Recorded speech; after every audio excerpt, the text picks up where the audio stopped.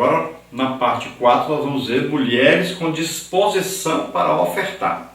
Tópico 1, o trabalho rabínico. Tópico 2, apoio feminino. Tópico 1, então, o trabalho rabínico. Lucas registra que Jesus andava de cidade em cidade e de aldeia em aldeia, pregando e anunciando o evangelho do reino de Deus. E os 12 iam com ele. A dedicação de Jesus e seus 12 discípulos, ou apóstolos, ao ministério da palavra era exclusiva. Como se dava então a manutenção desse ministério? Jesus orientou seus discípulos, quando estivessem em missão, a que ficassem na mesma casa, comendo e bebendo do que eles tiverem, pois digno é o obreiro do seu salário. Não andeis de casa em casa. O trabalhador era digno de seu salário. Um rabino não podia receber pagamento pelo que ensinava, mas a cultura hebraica considerava uma obrigação e um privilégio sustentar um rabino. Há um princípio válido aqui. O obreiro não deve ter valores materiais como a motivação do seu ministério. Por outro lado, aqueles que se beneficiam desse ministério devem ajudá-lo em sua manutenção. Então veja que Jesus, com seus 12 apóstolos, andava de cidade em cidade, de aldeia em aldeia, povoado em povoado, pregando o evangelho do reino de Deus. E o evangelho do reino de Deus tem o quê? Tem a palavra pregada e ensinada e tem o quê? Sinais, prodígios, maravilhas. Se não tiver essas coisas, não é evangelho do reino de Deus, é outro tipo de evangelho. Então Jesus pregava. E quando ele enviava os discípulos, ele dava poder aos discípulos para expulsar demônios, para curar enfermos. Por quê? Porque é evangelho do reino de Deus. Se fosse só falar que Jesus estava ali, então Jesus não precisava dar poder para eles. Mas não, eles iam pregando o evangelho do reino. O que confirma a pregação do evangelho, o que confirma o ensino da palavra de Deus, é exatamente o que? Sinais, prodígios, maravilhas. É a confirmação que você está no reino de Deus. Caso contrário, você está falando a respeito de um Deus que você nem conhece. Então, veja só que Jesus ia de aldeia a aldeia, cidade a cidade, povoado a povoado, pregando. Agora ele se dedicava exclusivamente a isso, a pregar, a curar, a libertar as pessoas. Então não tinha tempo para trabalhar, não tinha tempo para adquirir alguma coisa, para se alimentar, para se vestir, não tinha como. Então ele tinha que ser ajudado por alguém. E quem é que fazia esse papel? Eram as mulheres. Porque às vezes você fala, mas essa mulher aqui não apareceu o nome dela, assim, do marido, da família, por exemplo, Susana. Porque não podia. Talvez essa mulher era uma mulher de destaque na sociedade, uma mulher de alguém famoso, talvez até mulher de um alto funcionário romano, e ela não podia aparecer muito. O nome do seu marido, por exemplo, podia aparecer, às vezes ele ia ficar irado com ela, podia até matá-la por causa disso. Então, ela ficava ali com apenas um nome aparecendo, sem nenhuma ligação com esse nome, para que não houvesse ali uma retaliação contra ela. Então ali existia a Joana, existia ali então a Salomé, existia ali essa Susana, existia a Maria Madalena. Então várias mulheres estavam ali ajudando o ministério de Jesus. Não sabemos aí de que Joana e Susana foram curadas, mas na ligação aí nós podemos deduzir que elas também foram libertas de possessão maligna. Não podemos afirmar, devido ao texto, mas também podemos aceitar isso, que elas também foram curadas de espíritos malignos. Então Jesus, quando enviava os seus discípulos, ele dizia o quê? Vocês vão, fiquem numa mesma casa e comam do que derem para vocês comer ali, durmam ali. Né? Era normal que as pessoas não passassem mais do que 2 dias em lugar nenhum. No máximo 3 dias. E ali então eles seriam sustentados pelo dono daquela casa. E se a cidade não os recebesse, eles deveriam sacudir o pó e ir embora daquela cidade e passar para outra. Ninguém é obrigado a ficar no lugar onde ele não é desejado, não é querido. Jesus ensina isso. Então sai, vai para outro lugar. Se não te aceitarem, vai para outro lugar. Não tem problema. Você não precisa ficar num lugar onde não querem você lá. Você não é obrigado a ficar. Então, aqui também, então Jesus ensina que eles não precisavam de um salário, de um pagamento. Não exigiriam nada disso. Então, hoje em dia, muitos precisam aprender isso. Aquele que trabalha na pregação, no ensino da palavra de Deus, ele não pode cobrar, não pode exigir um pagamento.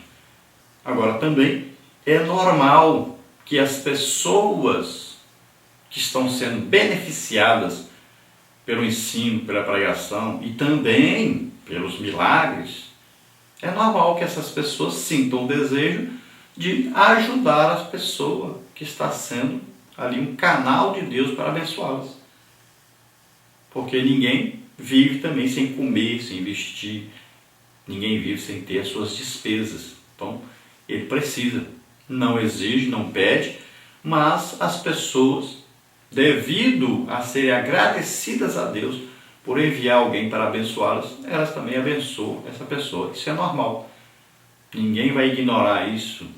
Agora, o que não pode haver é a exploração que está acontecendo na igreja hoje. Essa exigência de altíssimos salários, altíssimos cachês, principalmente daqueles que trabalham na música e esses pregadores famosos. Principalmente esses, temos que tomar cuidado, e o culpado disso é exatamente aquele que lidera a igreja, porque é ele que permite que se pague esses altíssimos salários, esses altíssimos cachês, e dão apoio, talvez, para receber algum dinheiro também.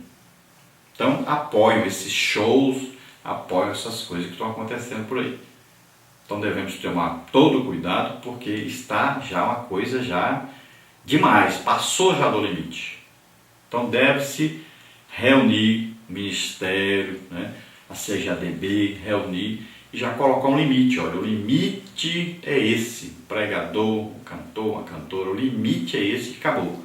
Não se paga mais que isso. Se alguém exigir mais, não canta na igreja, não vem pregar na igreja. Pronto, acabou. Então deve-se colocar um limite. Isso já está se tornando urgente. Então, apoio feminino. Na cultura judaica do tempo de Jesus, a participação das mulheres na vida pública era bem limitada. As mulheres, por exemplo, não podiam estudar e não podiam ensinar, mas nem por isso deixaram de participar do ministério do Mestre. Lucas diz que elas serviram ao Senhor com suas fazendas, isso é, com seus bens. Enquanto Jesus e seus 12 apóstolos se dedicavam ao ministério da palavra, essas mulheres lhes davam suporte financeiro e material. Por trás de grandes ministérios, sempre há alguém dando suporte, seja financeiro, seja espiritual. Não podemos negar que atualmente as mulheres têm desempenhado um papel importante na obra do Senhor. Muitas têm se dedicado à oração, ao serviço social, à contribuição, à obra missionária, etc. Grande parte da obra missionária é feita por mulheres. São milhares de servas que dedicam suas vidas à seara do Senhor. O serviço de Deus é para todos que amam o Senhor, independentemente de gênero. Então, na época de Jesus, as mulheres não tinham nem voz e nem rosto. Não podiam ensinar, não podiam pregar, não podiam também aprender, não podiam nem andar sem um véu na rua. Então, as mulheres que eram consideradas como objeto, e objeto até descartável. Mas Jesus mudou completamente isso, e nós vemos que as mulheres foram importantíssimas no ministério de Jesus. Tão importantes que eram responsáveis aí pela ajuda, tanto de serviço em geral, como também na parte financeira. Então, nós podemos imaginar aí que fazendas aí inclui tanto a parte financeira de dinheiro, como também roupas, como também alimentação, como também o cuidado aí, né? Lavar as roupas, de fazer a comida, o cuidado da higiene, tudo isso essas mulheres cuidavam e ajudavam o ministério de Jesus. Então nós vemos hoje a importância da mulher na igreja, um trabalho que elas fazem em missões, trabalho de oração, de intercessão pelos líderes, né? Também pelos países, pelas nações, por todas as pessoas, elas estão aí sempre intercedendo, orando, também o trabalho de visitação nos lares, trabalho com as crianças, importantíssimo trabalho. Então, o trabalho das mulheres é um trabalho que é imprescindível para a igreja. A igreja hoje não sobrevive sem o trabalho das mulheres. É um trabalho importantíssimo e que nós temos que, cada dia, valorizar mais esse trabalho. As mulheres são extremamente inteligentes, fazem o trabalho melhor até do que os homens, com maior qualidade. As mulheres têm uma sensibilidade melhor, elas são mais emotivas e elas enxergam mais os detalhes. Então, elas estão aí para ajudar, e ajudar muito importante a igreja. Então, os homens devem valorizar esse trabalho das mulheres. Na Bíblia, nós não temos um apoio para se colocar as mulheres na posição de ministras, ou seja, um apóstolo, um profeta, um mestre, um pastor, né? Não temos na Bíblia isso, não temos nenhum exemplo. Jesus não colocou nenhuma mulher como apóstolo, Paulo não colocou nenhuma mulher como um apóstolo, nem como um pastor. Não temos no Antigo Testamento também nem Moisés escolhendo nenhum dos 70 que foram ajudá-lo, nenhuma era mulher. Nas tribos de Israel não temos nenhum patriarca, né, ali, nenhum líder que seja mulher. Então não existe esse ministério. Então, se Deus quer assim, então nós devemos obedecer. Às vezes a pessoa cita, mas lá na Bíblia fala sobre diaconisa. Veja bem, diaconisa é qualquer pessoa que presta um trabalho à igreja. Esse prestar um serviço, essa própria palavra servir, então é a parte que chama diaconisa ou diaconato, é um trabalho de servir. Então se alguém, por exemplo, o apóstolo Paulo passava numa casa, alguém pegava a roupa do apóstolo Paulo e lavava essa roupa, essa pessoa é uma diaconisa. Se ela fazia uma comida para o apóstolo Paulo, era uma diaconisa. Se o apóstolo Paulo ia abrir uma igreja, não tinha na hora algum homem para ali colocar para dirigir. Enquanto ele não arrumasse um obreiro, aquela mulher dona daquela casa poderia servir. Esse trabalho é diaconisa. Agora, não existe lugar nenhum se colocando ali, impondo as mãos sobre a mulher para que ela fosse uma líder, para que ela fosse ali um ministro. Não existe na Bíblia. Nós não podemos passar da Bíblia ou inventar coisas, né?